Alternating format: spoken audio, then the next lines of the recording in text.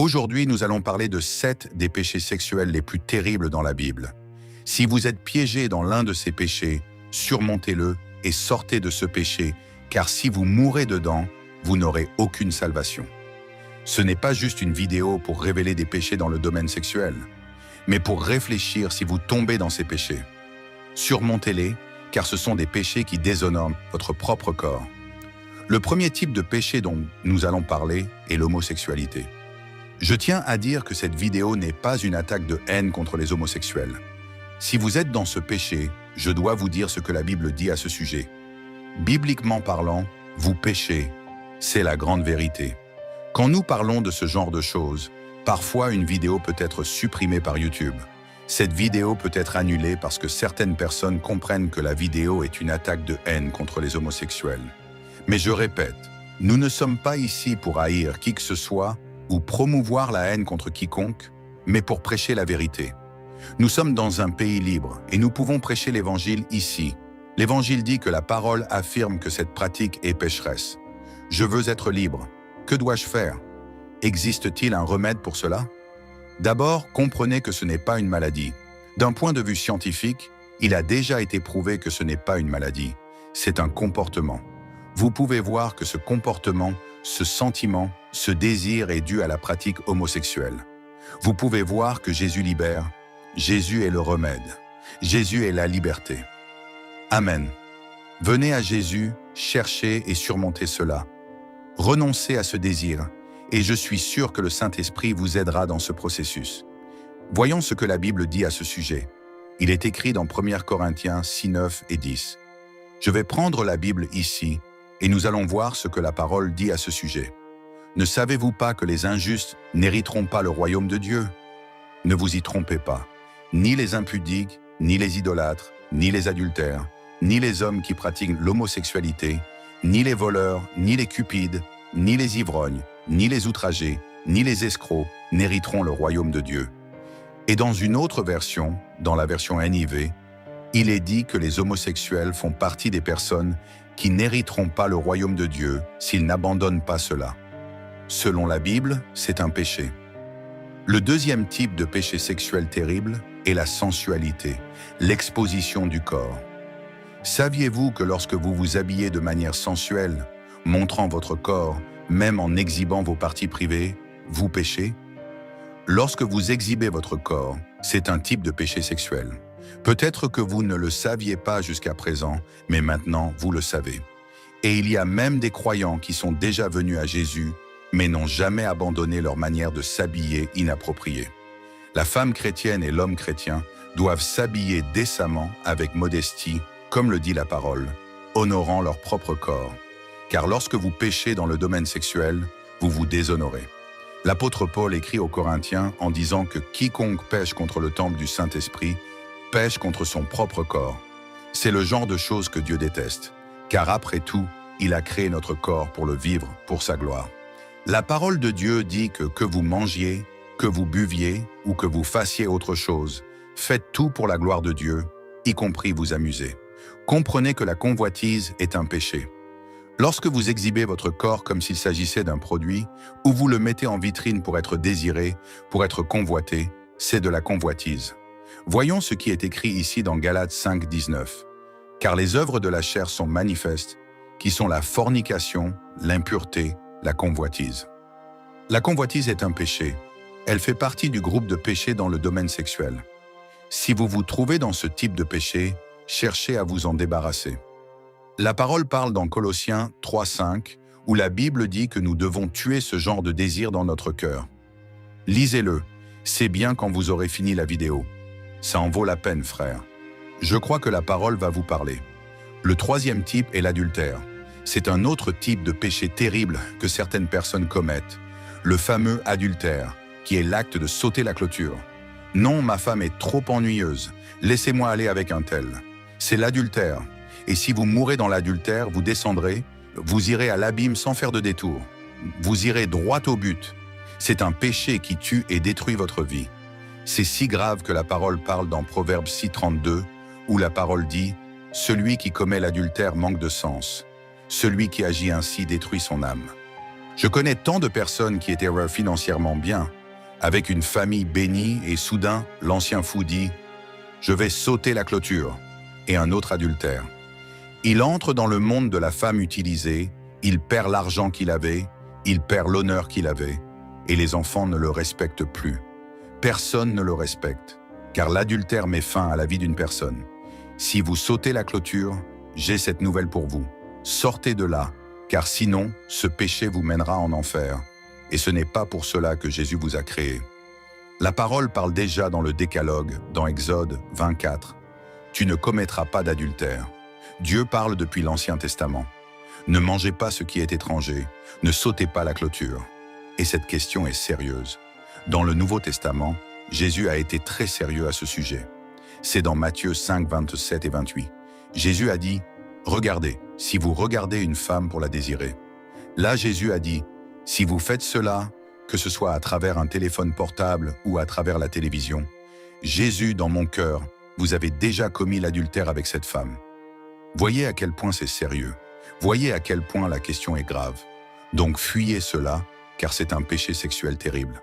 Le quatrième type est la fornication. Qu'est-ce que la fornication? C'est l'acte sexuel entre deux personnes non mariées. C'est un péché très courant parmi les jeunes.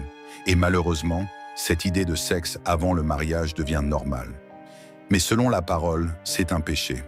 Si vous n'êtes pas marié et que vous avez une vie sexuelle active avant le mariage, vous êtes dans la fornication.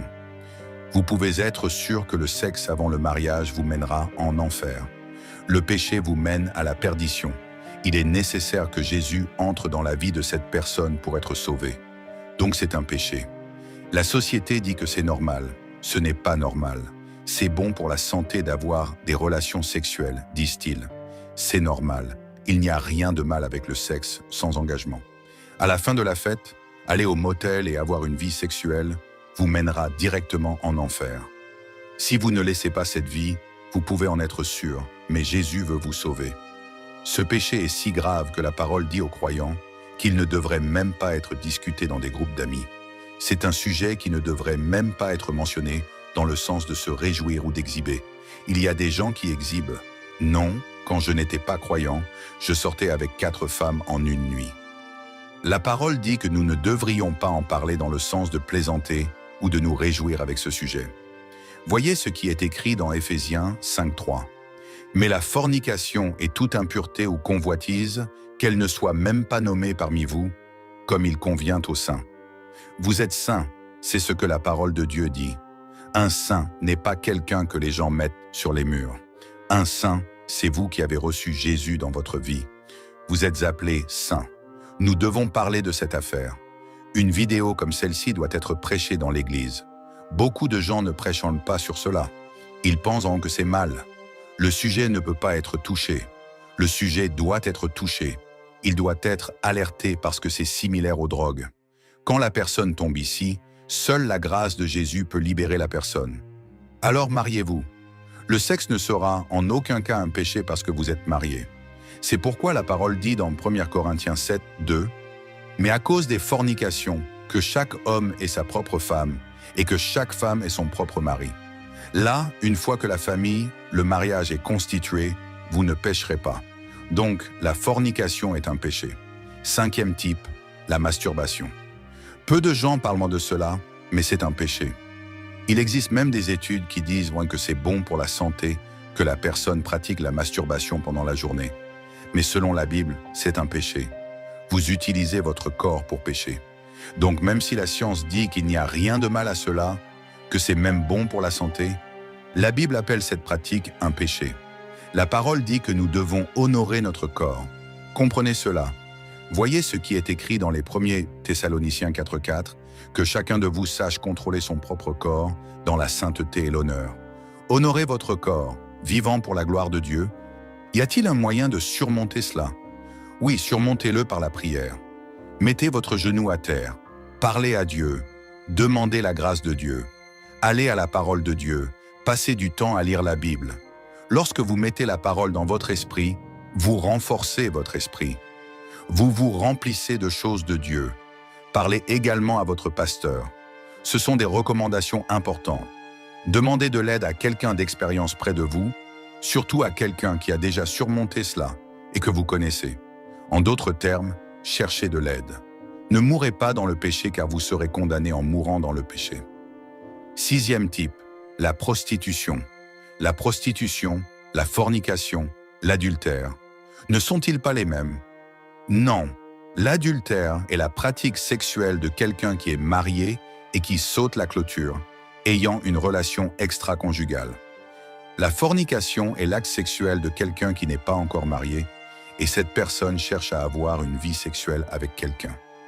La prostitution est liée à la personne qui vend son corps, que ce soit sur des sites où la personne enregistre des vidéos à caractère sexuel, fait des programmes, etc.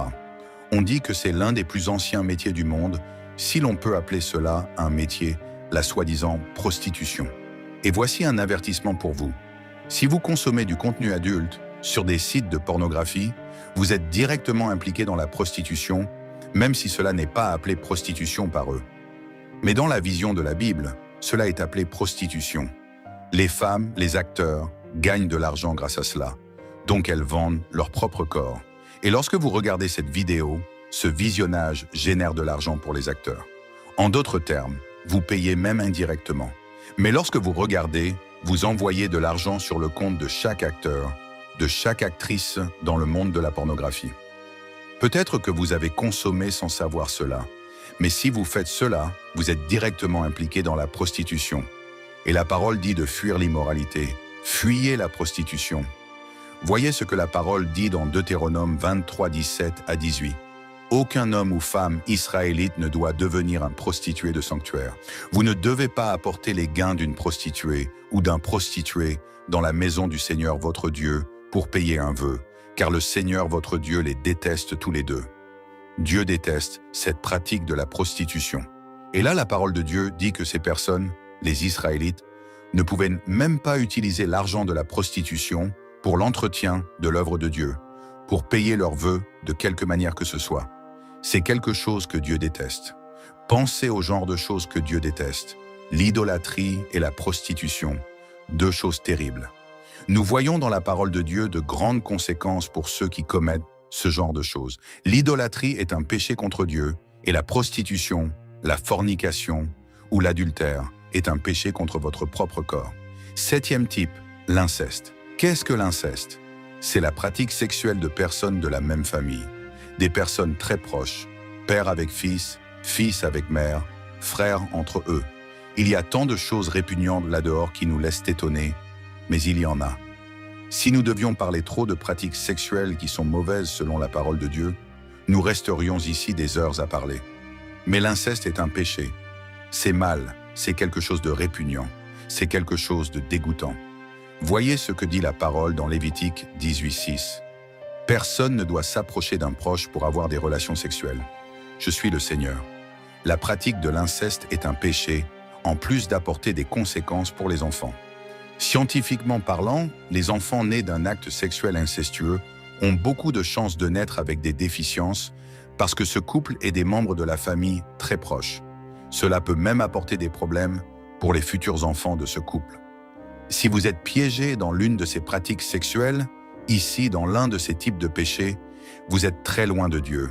Vous devez surmonter en Christ. Même si vous dites ce qui suit, « Je pense que je ne peux pas. Il semble que je sois né avec cela. C'est plus fort que moi. Depuis que je suis petit, je suis déjà comme ça. » Même si vous dites cela, pour Dieu, rien n'est impossible. La Bible montre que Jésus a le pouvoir. Il est un spécialiste de la transformation des personnes. C'est ça. J'espère que cette parole a pu vous alerter, que vous avez pu apprendre quelque chose de nouveau ici dans cette vidéo.